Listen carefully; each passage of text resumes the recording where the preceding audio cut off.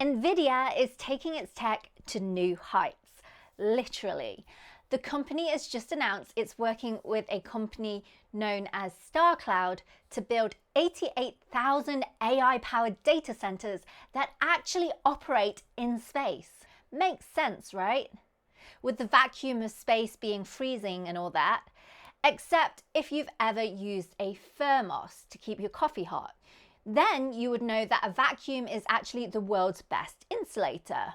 Here on Earth, we use air and water to carry heat away, but in space, there's nothing.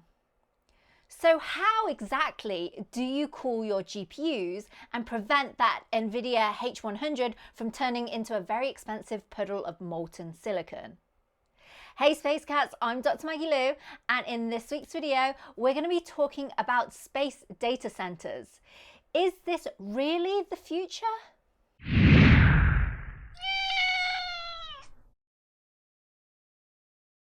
Energy is now a major bottleneck in our hunger for artificial intelligence, AI.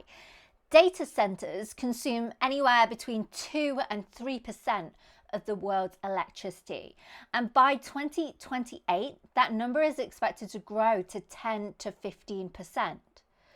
But there's a common misconception that all of this energy consumption is going to training AI models. It's not. While it's true that a model like ChatGPT-4 takes about 50 gigawatt hours of energy to train, that's enough to power thousands of homes for a year, but you'd only have to do it once. The real energy drain, about 80 to 90% worth, is actually going to inference, the day-to-day processing of user queries.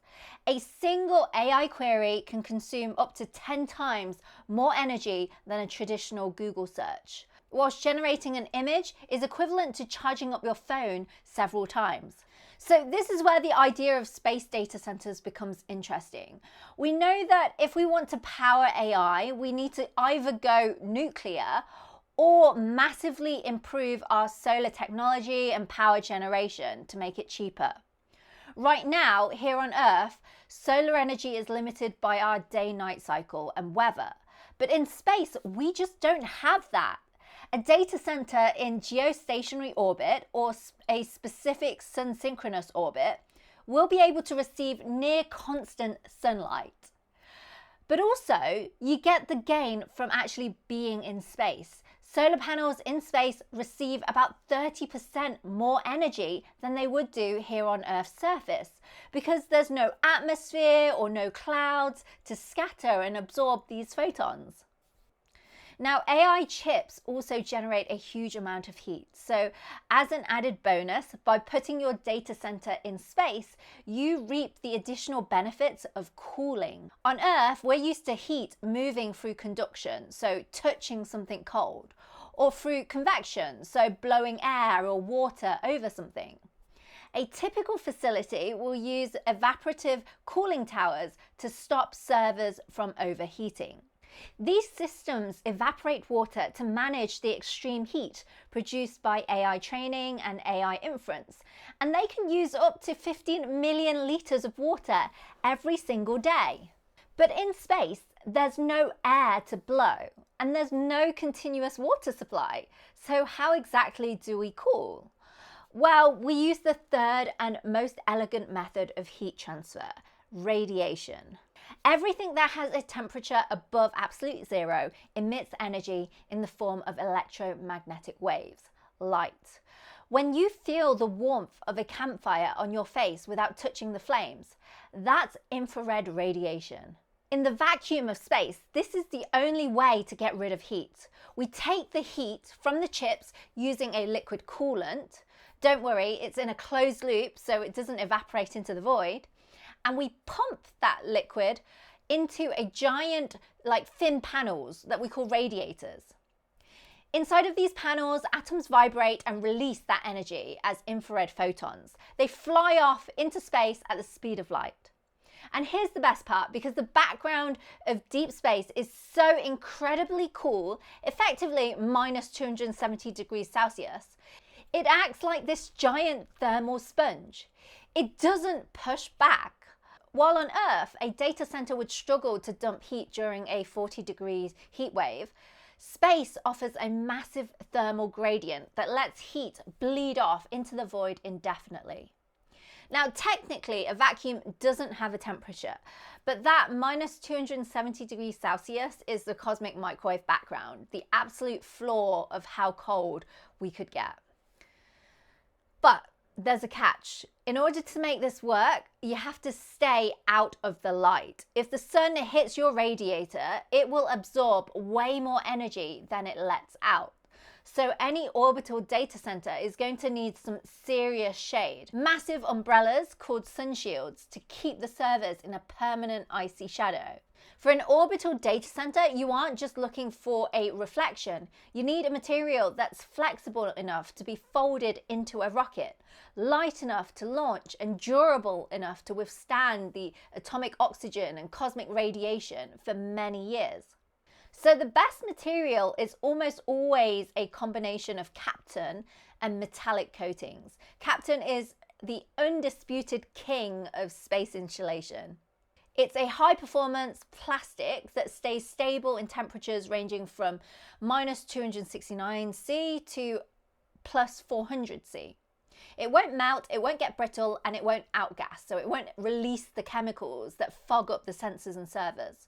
Now, a standard high-density AI rack here on Earth pulls about 40 to 100 kilowatts of energy. So if we assume a modest 50 kilowatt orbital server node, then we would want to keep the temperature at 20 degrees Celsius or below. Using the Stefan-Boltzmann law and a perfect blackbody radiation, we can show that the area needed for this radiator is about 160 square meters. That is massive. Now that is massive. It's about the size of a volleyball court. With it double-sided, we could get it down to 80 square meters. But for the sun shield, you're going to have to go even larger in order to cover it. And even larger still for the solar panels. These are not going to be small CubeSats, but instead massive stations. Now, assuming all of that is plausible, we just need to send the AI data center to space with a massive radiator, a massive sun shield, and a massive solar panel, right? Well, not quite. On the hardware side, there is a massive technical hurdle of radiation hardening. Here on Earth, our thick atmosphere and magnetic field act as a giant shield against cosmic rays, high energy particles from outside of our solar system. But in orbit, those shields disappear. When a single heavy ion slams into a silicon chip, it can cause what's called a single event upset, an SEU.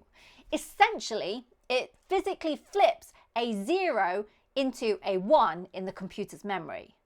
Now, for AI, that is a disaster. It could turn a sophisticated neural network into a confused mess, or even completely brick the entire satellite. Now, normally, radiation hardening means using older, chunky chips with thick shielding, which are about as powerful as a 1990s calculator. But StarCloud and Nvidia are taking on a different approach.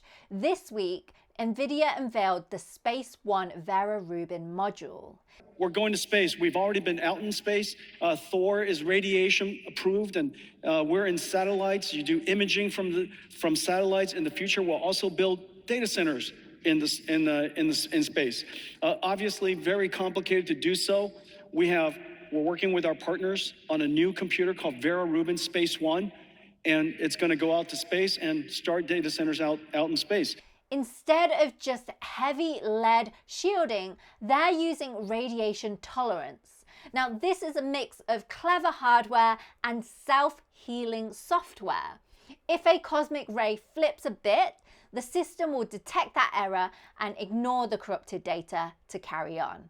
This would allow us to keep on using the cutting-edge super-fast chips without them losing their minds the moment that they reach orbit.